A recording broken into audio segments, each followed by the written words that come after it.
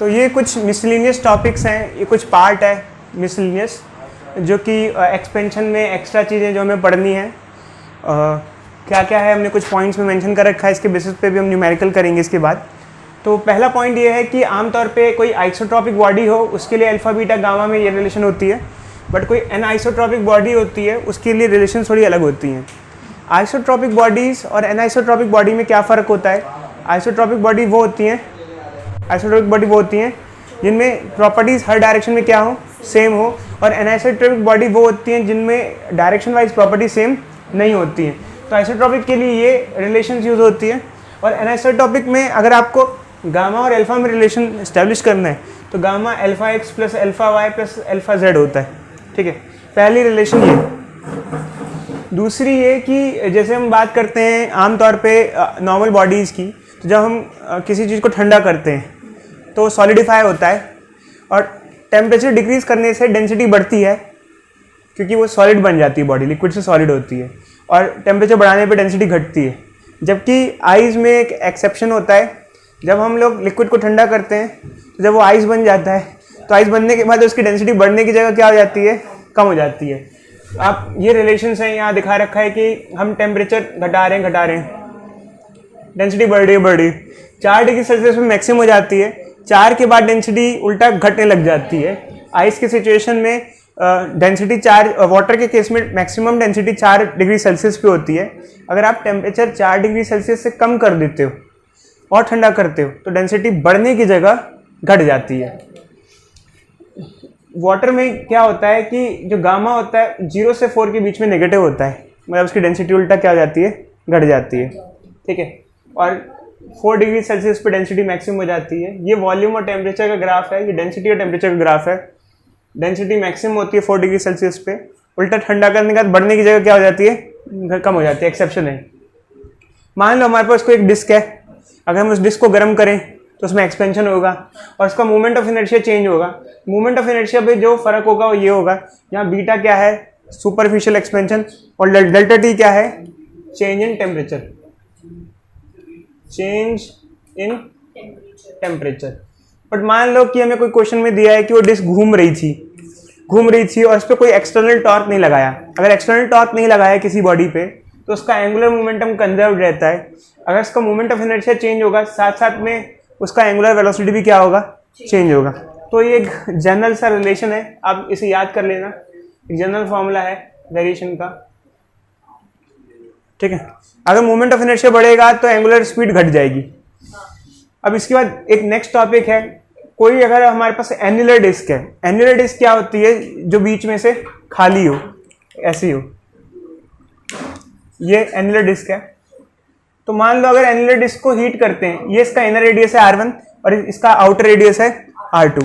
अगर हम लोग एन्युलर डिस्क को हीट करें तो इनर रेडियस भी एक्सपेंड करता है और आउटर रेडियस भी एक्सपेंड, दोनों एक्सपेंड करेंगे। ये उल्टा साइज क्या हो जाएगी, ये हो जाएगी, दोनों की साइज क्या हो जाएगी, बढ़ जाएगी। और ये रिलेशन होगा, जो लीनियर एक्सपेंशन का रिलेशन होगा वो हम लोग यूज करते हैं। फिर अगर हम बात करें गैस की, तो गैस में भी एक्सपेंशन होता है और गैस में coefficient of volumetric expansion for at constant pressure होता है 1 थर्मोडायनेमिक टेम्परेचर। अब ये कैसे आया, PV = nRT को जब सिंप्लीफाई करते हैं तो रिलेशन आती है। ये कुछ चीज़ें हैं, अगर आप थर्मल एक्सपेंशन पढ़ते हो तो ये सब चीज़ें अगर आप याद रखो तो ज़्यादा बेटर रहेगा। अगर आप ज़्यादा डीप में जाना चाहते हो जान सकते हो, बट मेरे हिसाब से तो आप इसको थोड़ा सा मेमोराइज कर लो तो ज़्यादा बेटर रहेगा। अब इसमें न्यूमेरिकल करते हैं। ठीक है, ये हमारा नेक्स्ट क्वेश्चन है।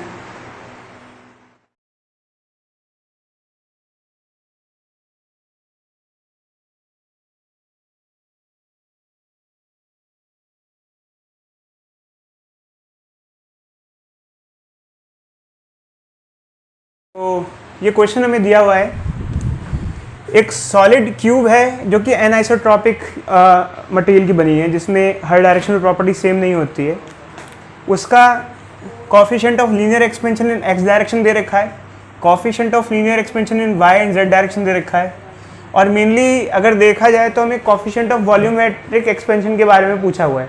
ठीक है, आइसोटॉपिक मटेरियल के लिए गामा = 3 अल्फा होता है, बट एनाइसोट्रॉपिक के लिए गामा होता है alpha x plus alpha y plus alpha Z.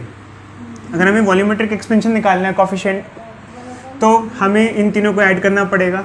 Alpha x ये हमारा, इसको हम 50 इंटू 10⁻⁻6 भी लिख सकते हैं।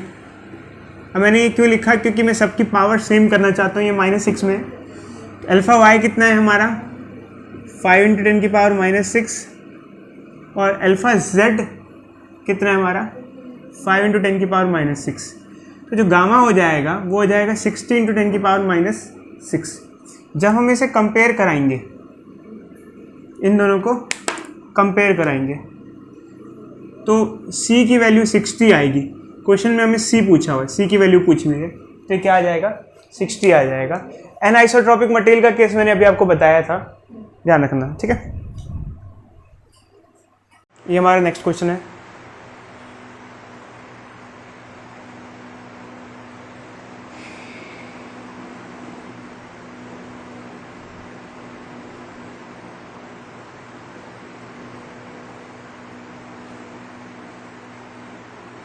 हमारे पास एक क्वेश्चन है, इसमें दिया गया है कि हमारे पास एक कॉपर की शीट है, इसके अंदर एक होल है, ठीक है, होल किया गया है, और इस होल का जो डायमीटर है वो 4.24 सेंटीमीटर है एट 20 डिग्री सेल्सियस इनिशियली, ठीक है। हमने इस पूरी शीट को हीट किया। अगर हम शीट को हीट करेंगे तो शीट की साइज़ भी बढ़ेगी और साथ में होल की साइज़ भी बढ़ेगी, होल का रेडियस एंड डायमीटर भी बढ़ेगा। किस फॉर्मूले से बढ़ेगा? जो लीनियर एक्सपेंशन वाला फॉर्मूला होता है उसी बेसिस पे बढ़ेगा। अभी मैं बताता हूँ।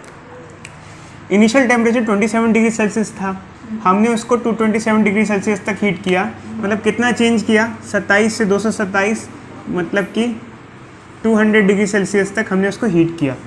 हमें पूछा गया है फाइंड चेंज इन डायमीटर। तो यार चेंज इन लेंथ का फॉर्मूला क्या हुआ करता था? Alpha L delta T. तो चेंज इन डायमीटर का फॉर्मूला क्या हो जाएगा? Alpha D delta T. तो ये अल्फ़ा हमारा क्या है? 1.7 इंटू 10⁻⁻5। डायमीटर इनिशियल कितना है? 4.24 सेंटीमीटर और चेंज इन टेम्परेचर है 200। बट ये ध्यान रखना, यहाँ जो चेंज इन डायमीटर आएगा वो किस में आएगा? वो सेंटीमीटर में आएगा, क्योंकि हमने जो डायमीटर पुट किया है वो किस में पुट किया है? सेंटीमीटर में पुट किया है, ठीक है। तो इसलिए जो चेंज इन डायमीटर आएगा वो किस में आएगा? सेंटीमीटर में आएगा।